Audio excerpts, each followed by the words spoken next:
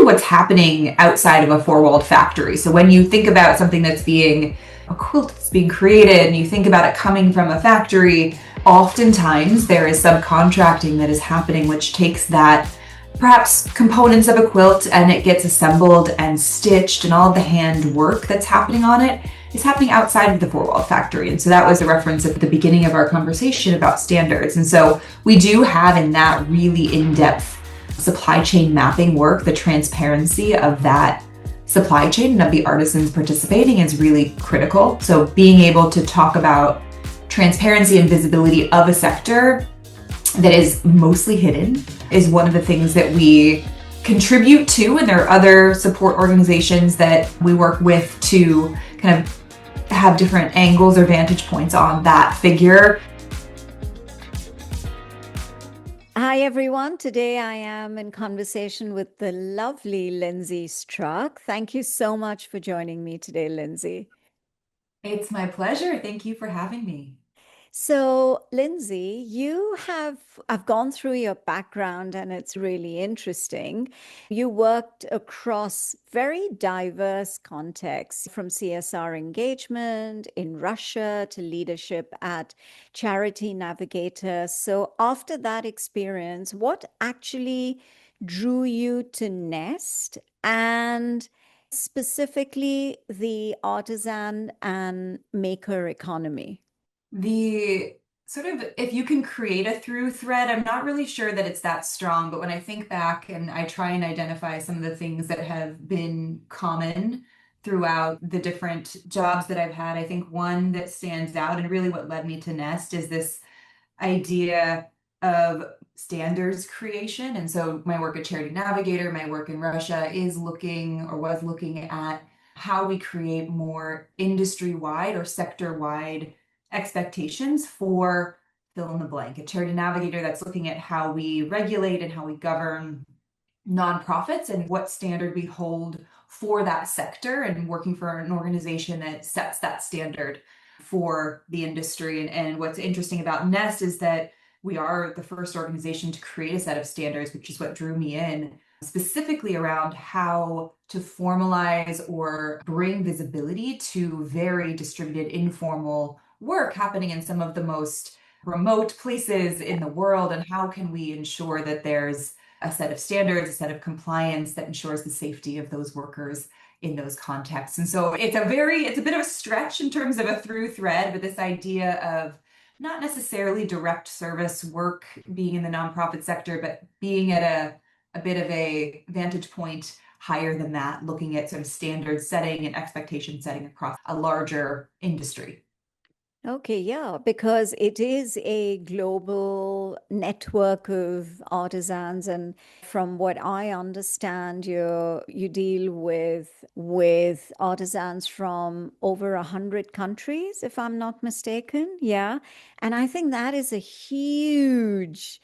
It's like such an important responsibility to ensure that these artisans are able to, and makers are able to, one, because I think it's like you're saying, it's a very undervalued kind of industry, and there are mainly women who work in these kind of environments. For you to be able to structure and bring some kind of a system, an ecosystem that is an enabler for these women all across the globe, to set standards is must be a very challenging role for you, right?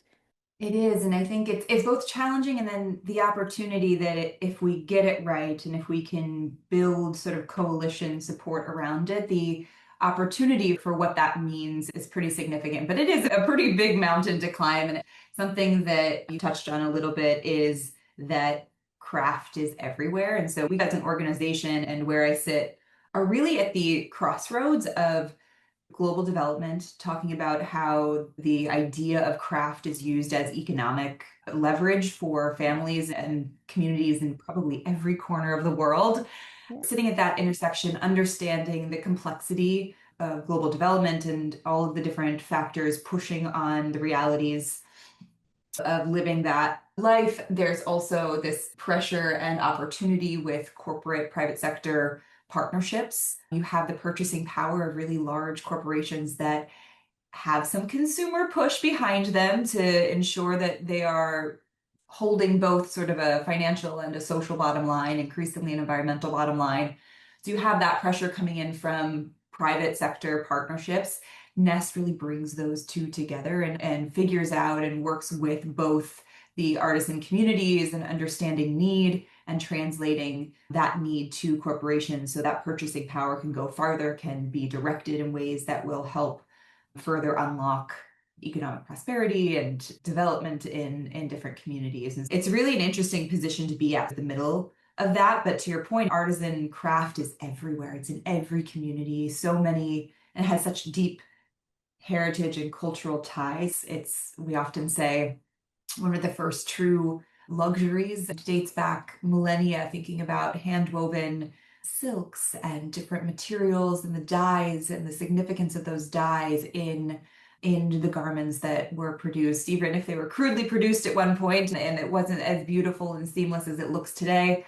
There was still such a care and a connection to technique and heritage that we still see today in many of the communities that we work.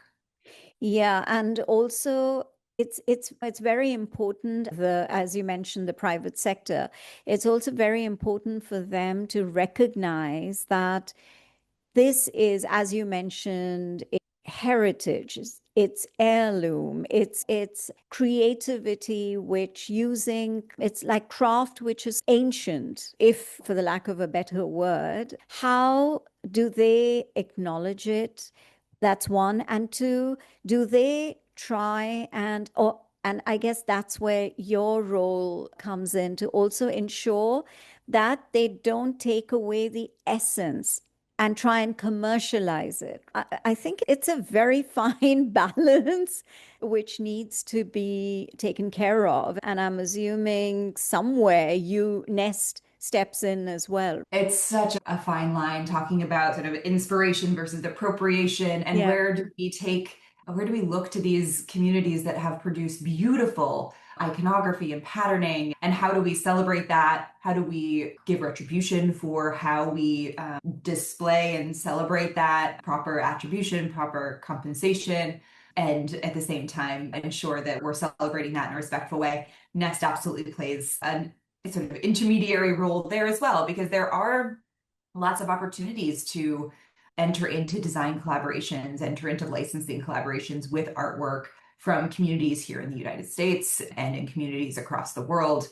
And you hear the horror stories of taking design, you think it's perhaps inspiration, but it's actually appropriation, and there's no recognition of the individuals or the community or the culture that's coming from. And we take great care in navigating that on both sides of that sort of exchange, working with the artisan leader and the businesses who are perhaps either creating themselves or working with the community to bring a design to life, and with designers and brands who are in partnership there. Nest plays a very central role in ensuring that we're asking the right questions, that we're encouraging the right approach to how we collaborate in that way. Yeah, so there's no compromise, because I think that would completely take away the whole essence of what the artisans and the makers do, and they work really hard. Okay, before I come to the environment, I wanted to ask you, how do you actually measure the impact of the initiatives, especially when it comes to empowerment or community resilience, which is really hard to quantify? So, what are some of the ways in which Nest does it? It is really complicated. And I think this is one of the challenges, I think, with a type of organization like Nest and some of my past work that is really a sector support organization. We are equipping often the artisan businesses, which are social enterprises in their own right, to do Correct. better what they do, which is Yeah. support craft, to support that production. And so we work really closely in collaboration with artisan leaders who are at the helms of these artisan social enterprises to understand what growth looks like. Often we're working with businesses that want to grow because they want to provide increased income to the workers that are within their supply chain. They want to reach new markets with their product and their storytelling about the craftsmanship of what they're creating.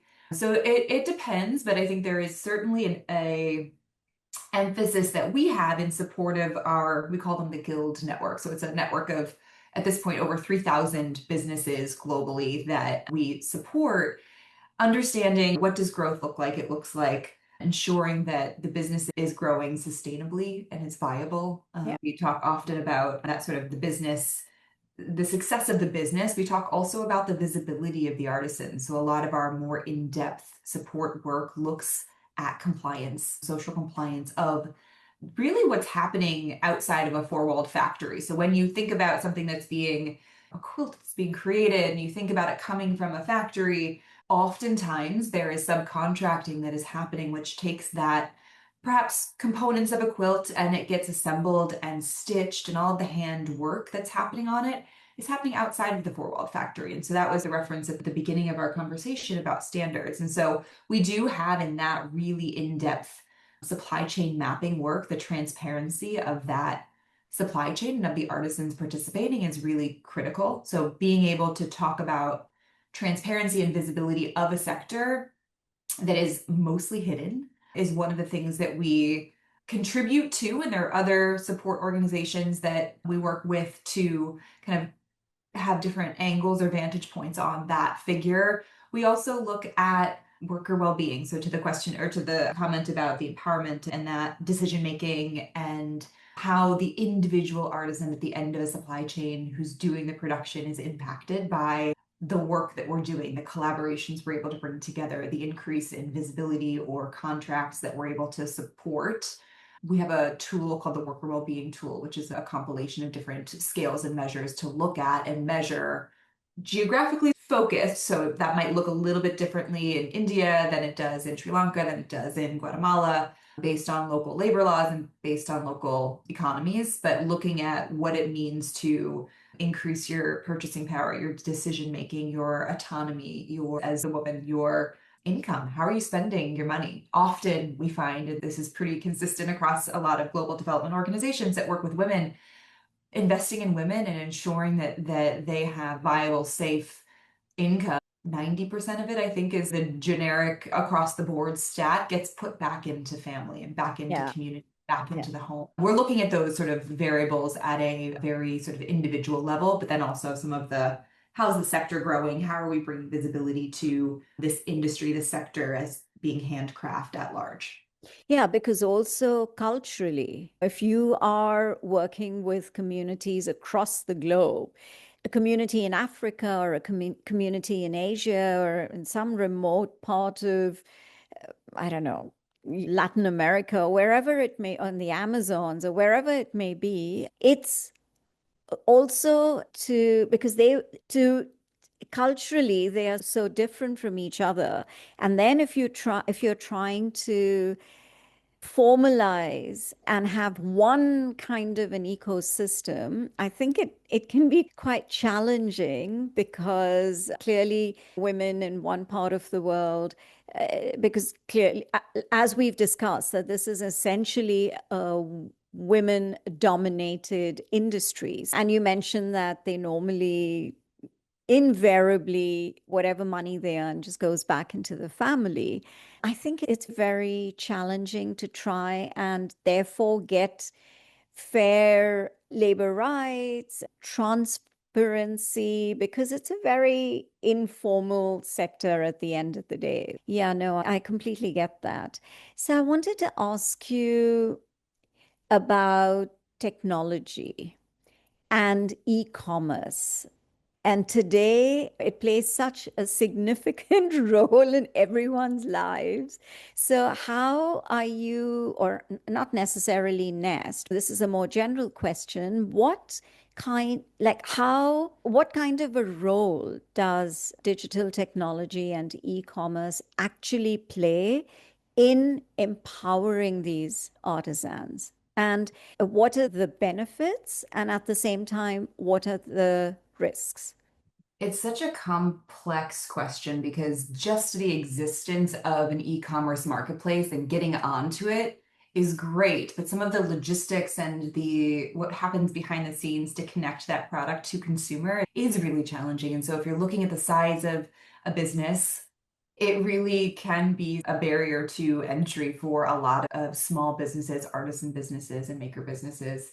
It's one thing to say, let's support and train and provide access to an e-commerce platform. That could be your own shop. That could be, I have a business and this is my shop, and I'm going to promote my website and you're going to come shop there. It could be more of a centralized marketplace that has many businesses, but one place to shop.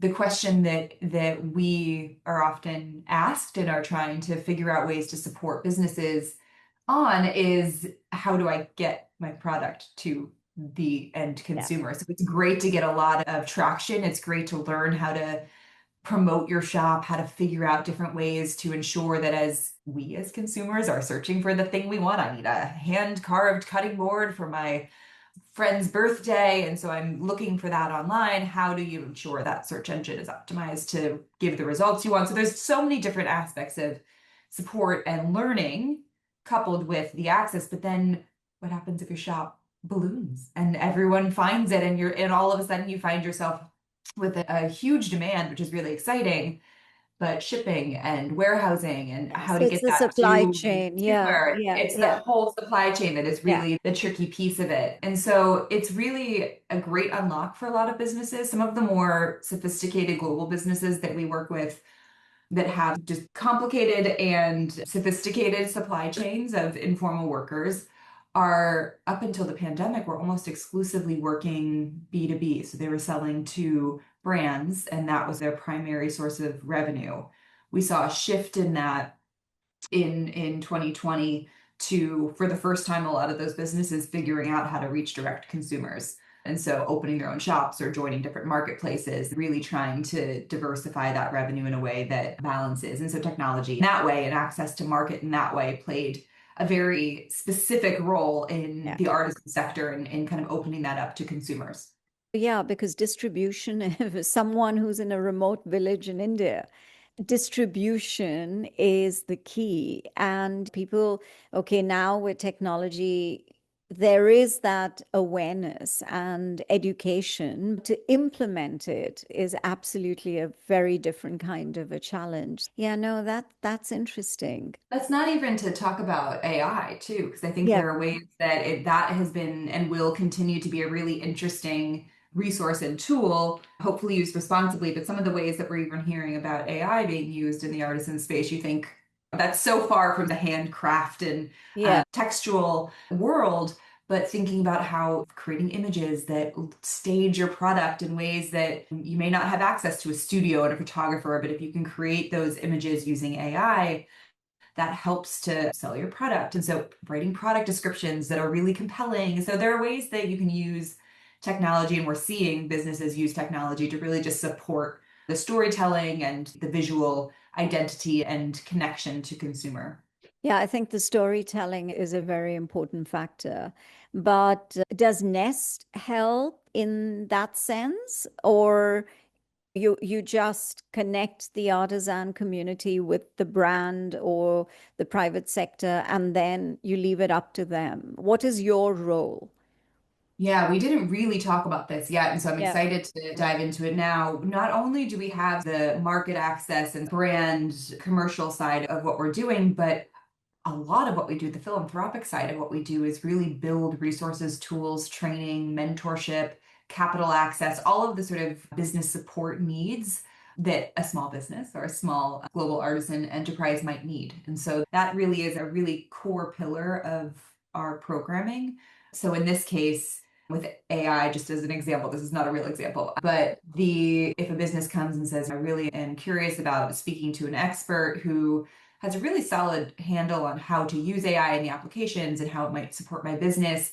Nest has built over the years, over 20 years, a network of industry professionals. We call them Nest Fellows, and those are marketing executives and creatives, product developers, they're technologists who have a day job, but also want to contribute their professional skills to advancing some cause and some really meaningful way. And so we connect those individuals to businesses as part of a mentorship program or a consulting support project. An example of that in real terms might be thinking about cooperatives across Africa who are all producing the same basket, but in three different regions. And if this, we went through a process of understanding the dye process in those three communities and why the output of baskets from those three regions, although we were using the same dye, looked Different. so getting into the pH balance of the water. We had to bring in a dye expert, but really supported that business in standardizing from like a quality control point of view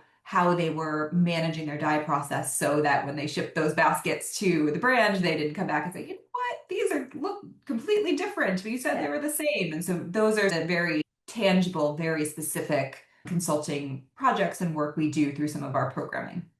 So you have multiple, I guess you have multiple within Nest. You have multiple arms. Okay, that's interesting. I think it's important because otherwise, how do you, in order for you, it's a collective in a sense, because then you have specifics that you can say, okay, fine, we can help you with this and that whatever else that you may need. So it just Full becomes like, service. yeah, absolutely.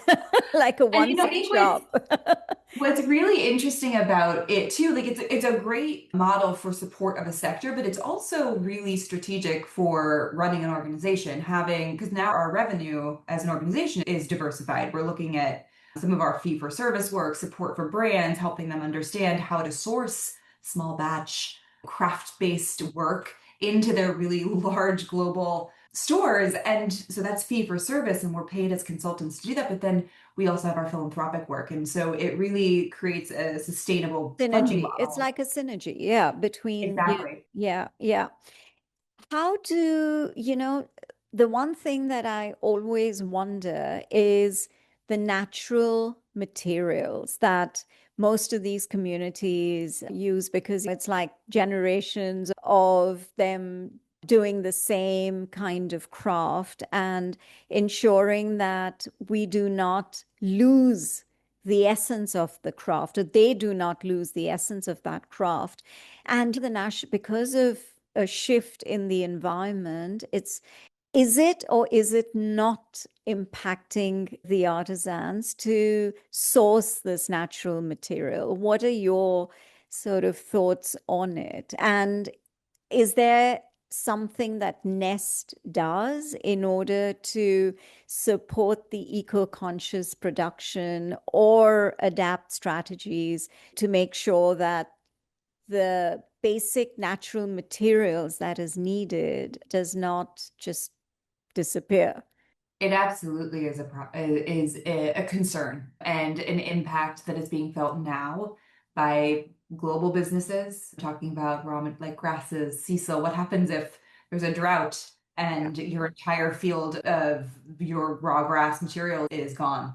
yeah, That completely disrupts the business. And seeing that in the United States too, thinking about different natural disasters, a lot of folks that we work with in the US are home-based solopreneurs. And so their home is also their workspace, and they might have a kiln in the basement to make their ceramics. If that floods, all of a sudden both their home and livelihood are taken away. And so there are definitely trends that we're starting to see. We just launched a almost year and a half long research effort into the environmental impacts, climate-based disaster impacts on businesses. It's in our State of the Handworker Economy, the SHE report, that had both a US edition and a global edition. It just launched in September for Climate Week. And it's a really great, as far as what is Nest doing, one of the things that I think is important to do is to talk about it, to ask businesses what their impacts are that they're feeling now, how they're beginning to think about shifting their supply chain? How are they getting ahead of those impacts? And so opening the conversation yeah. with businesses to begin thinking about it. Okay, great. If we are dependent on one particular type of grass for the majority of your product line, how are we going to start to think about integrating another type of grass or beginning to evolve your product development in ways that are going to maybe continue to use that if it's a really important cultural raw material, thinking about the sweetgrass that's used in a lot of basket weavings in the South in the United States, that will probably still be important to continue to use, but ensuring that we're being smart and strategic about diversifying that is a conversation that we're actively having with businesses. Okay, that's good. Yeah, because I think it's very important in today's environmental shift. So, what do you think for young professionals or for change makers who are passionate about this gender equity, this creative economies? There's all these different aspects that a lot of the young professionals who want to be change makers are looking at.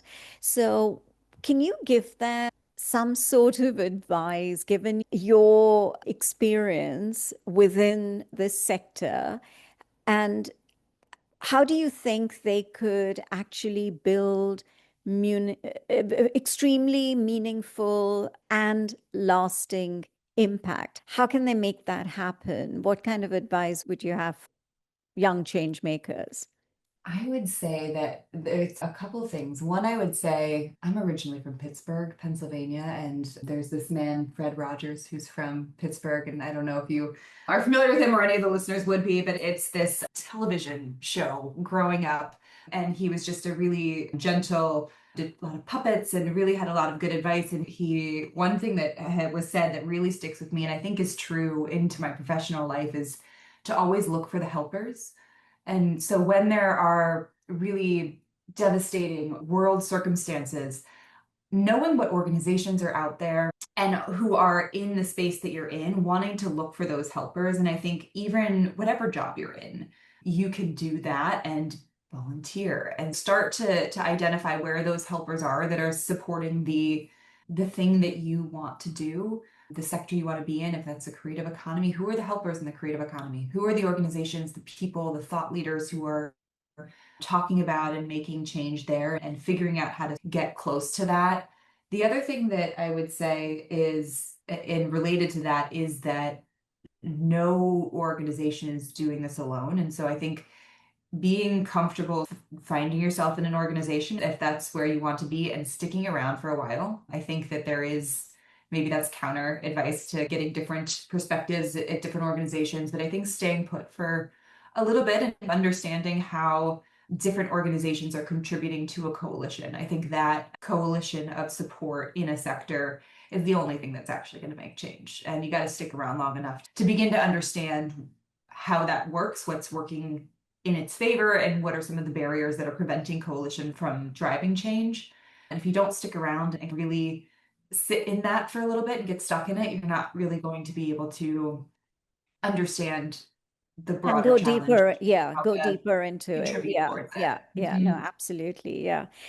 Thank you so much, Lindsay. I've really enjoyed this conversation, and I think Nest is definitely doing a lot of meaningful full work, and it's very important to have nonprofits like yourselves to be enablers and to help empower people who are otherwise, their craft is so incredible, but they don't get the recognition because they have no idea how to, because they're so remote in different parts of the world. And for you to be able to try and create this connection between them and the private sector, I think is absolutely incredible. And all the different ways in which you're, as we mentioned, that you're almost like a one-stop shop. I think it's really meaningful and important. And I have truly enjoyed this conversation with you. So thank you so much, Lindsay. Thank you for having me. This was a blast. I'm so glad that we got to chat.